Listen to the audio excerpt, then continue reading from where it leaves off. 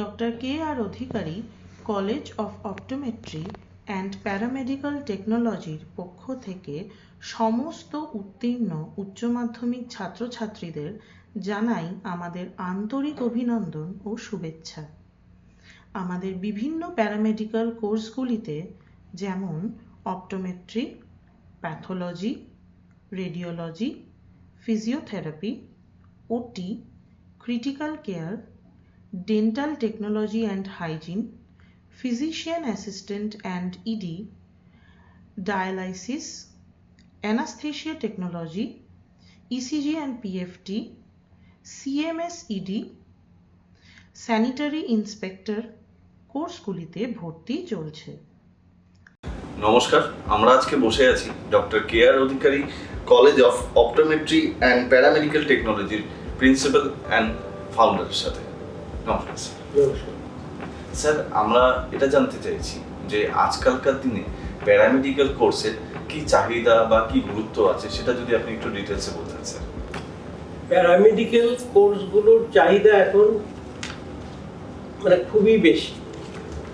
তারপর আমরা দেখেছি কোভিড পিরিয়ডে যে সমস্ত ইন্ডাস্ট্রিতেই কিন্তু মানুষজনকে ছাঁটাই করা হয়েছে, এক্সেপ্ট প্যারামেডিক্যাল ফিল্ড।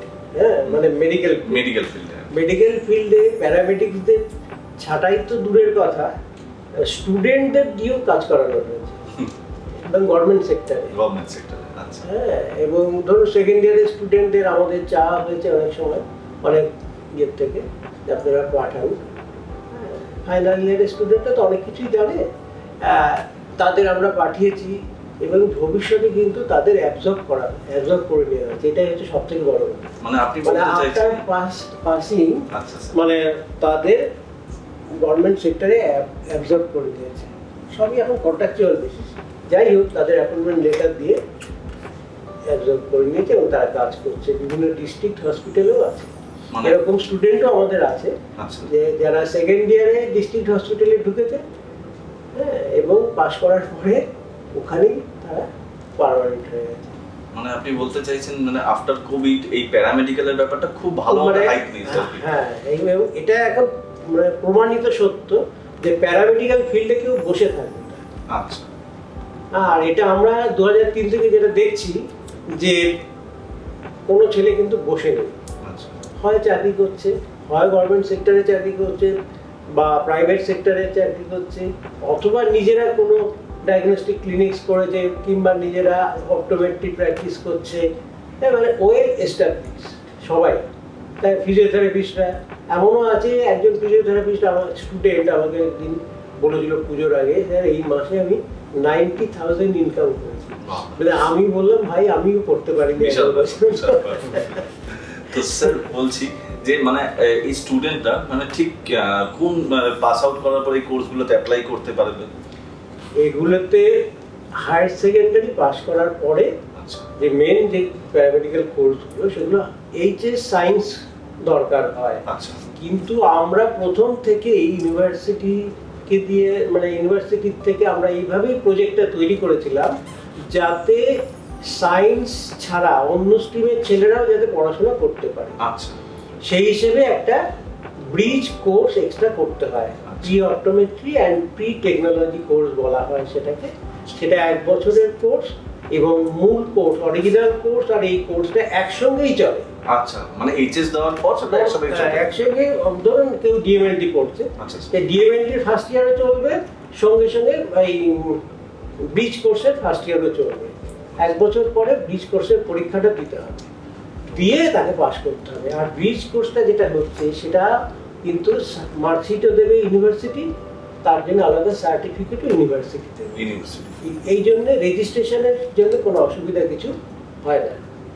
তো স্যার বলছি এখানে আপনাদের কি কি কোর্সগুলো আর কি মেইনলি ফোকাস আছে? আমাদের যেগুলো বেশি ফোকাস হচ্ছে, আগে হতো ডিএমএলটিটা এখনো আছে, ডিএমএলটি এবং optometry, diploma in optometrical science and ophthalmic technique, DOS and OT, এই কোর্সটা। তারপরে DMRT, diploma in medical radiology technique, DPT, তারপরে ওটি টেকনিশিয়ান, ডায়ালিসিস টেকনিশিয়ান, আর এরকম বিভিন্ন কোর্সগুলো আছে, ক্রিটিক্যাল কেয়ার টেকনিশিয়ান, এইসব কোর্সগুলো এখন খুব ডিমান্ড বেশি।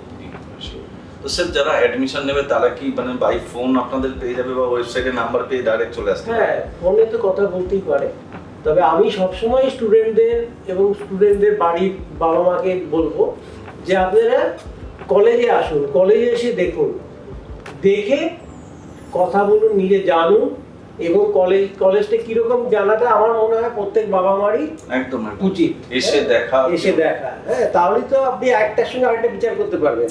আজকে আমরা 2003 থেকে 21 বছর পার হয়ে গেলাম, সেটা একটা আমাদের যে এক্সপিরিয়েন্স, সেটা তো আপনি ঘরে বসে বুঝতে পারবেন না, না। একদমই না। হ্যাঁ, সেটা বুঝতে গেলে আপনাকে এখানে আসতে হবে। আর ফোনে হয় অনেক কিছুই জানা যায়। ফোনে তো প্রথমে তো প্রাইমারি কথাবার্তা তো অনেকেই ফোনে বলে, কিন্তু আমি সবসময় বলি যে স্টুডেন্ট এবং তার পরিবারের যে লোকজন, তাদের কলেজে এসে একবার দেখা উচিত অ্যাডমিশন নেওয়ার আগে। তো স্যার আরেকটা কথা ছিল যে মানে স্কলারশিপের ব্যাপারে কিছু কি এখানে হতে পারে? স্কলারশিপের ব্যাপারে গভর্নমেন্ট যত স্কলারশিপ আছে সেগুলো হয়। এছাড়া আমাদের একটি স্কলারশিপ আমরা দেই, সেটা মানদা অধিকারী স্কলারশিপ। আচ্ছা, আচ্ছা। সেটা একটা পার্সেন্টেজ আছে, 70%-এর উপরে মার্কস থাকলে সেটা পাওয়া যায়। এছাড়া আমরা একটা টেস্টও নিই। আচ্ছা। একটা টেস্টের মাধ্যমে আমরা সিলেক্ট করি কাকে কাকে স্কলারশিপগুলো দেওয়া হবে।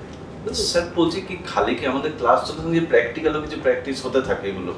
আর প্র্যাকটিক্যাল, আমাদের পুরো কোর্সগুলোই তো প্র্যাকটিক্যাল ওরিয়েন্টেড।